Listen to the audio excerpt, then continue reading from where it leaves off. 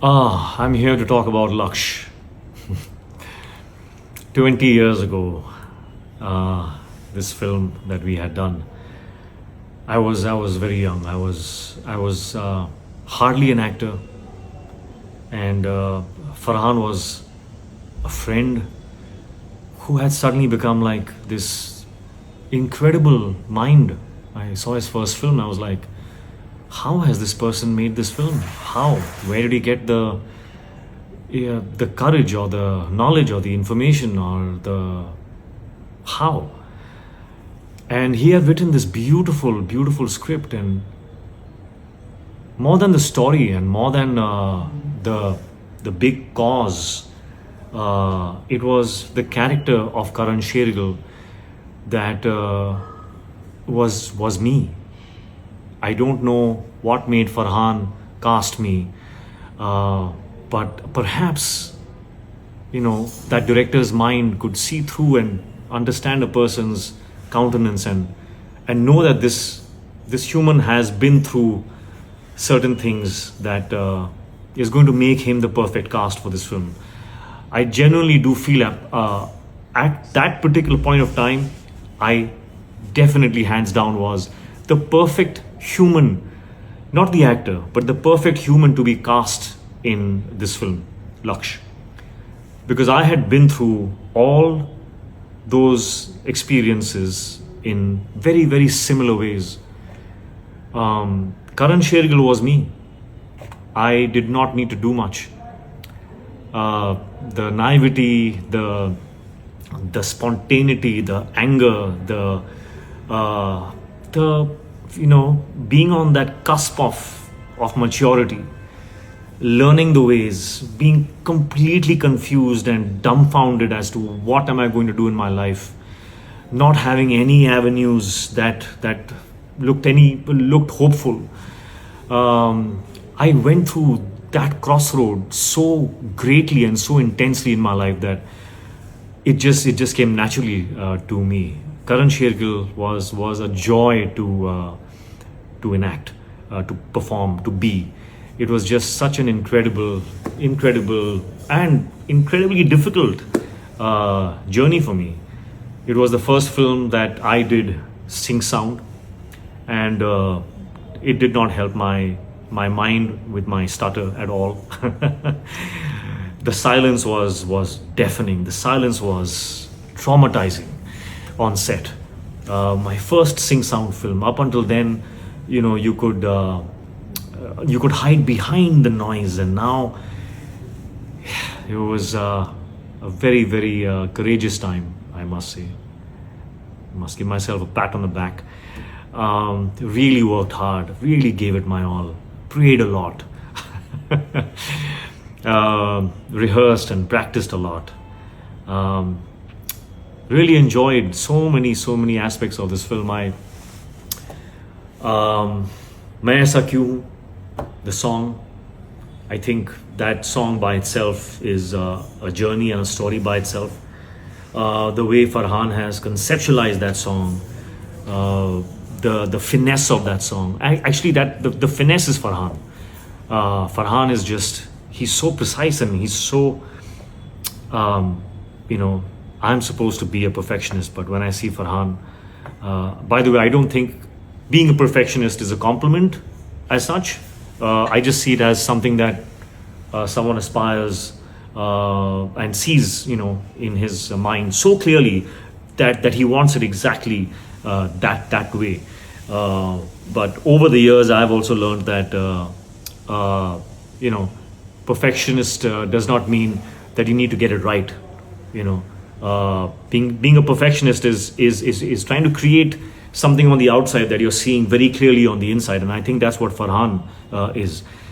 So his finesse on every single frame of that film was so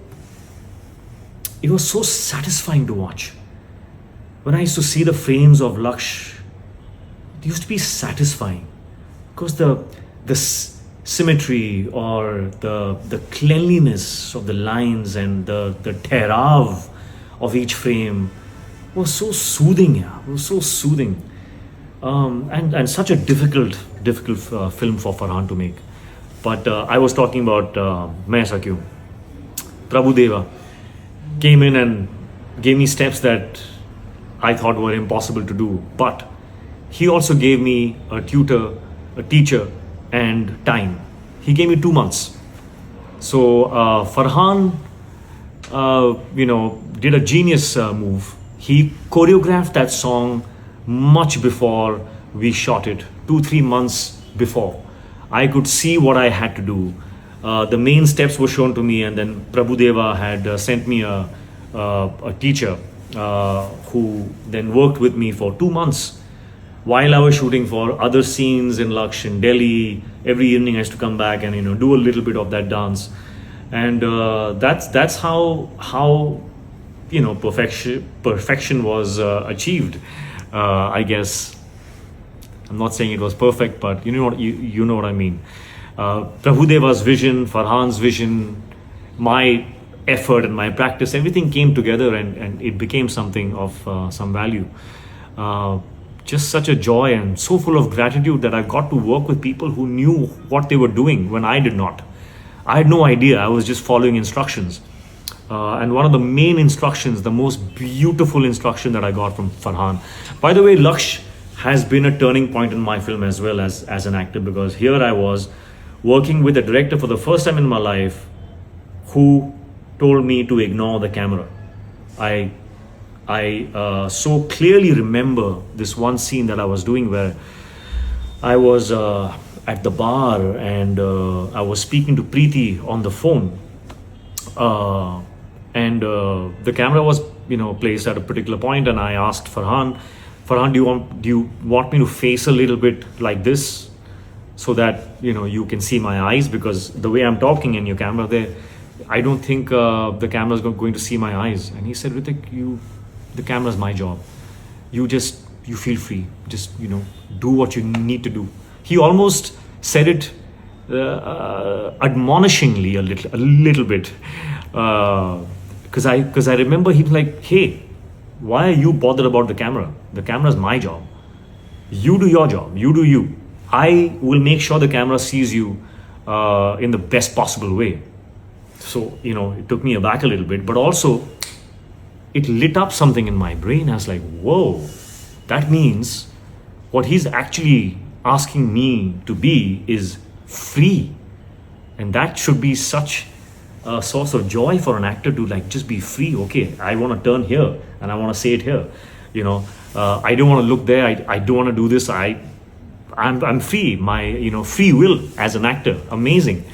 I had never worked with someone who told me to be free. Before the scene was shot, actors came in. Now this is all normal now, but at that point of time, this was new. This was new. This was a new school of thought, a new school of directing actors. At least for me, I had not seen something like this play out. In my life up until then. Actors were brought in and they were asked, what do you want to do? I was like, what? You tell me what you want me to do. You're the director. I didn't say that, but you know what I'm saying. I was like, okay, would you like to, walk? Would you like to sit here? What do you want to do? And I was like, whoa, wow. So that was so new. And I remember one more thing I asked Farhan once. Found a very, very I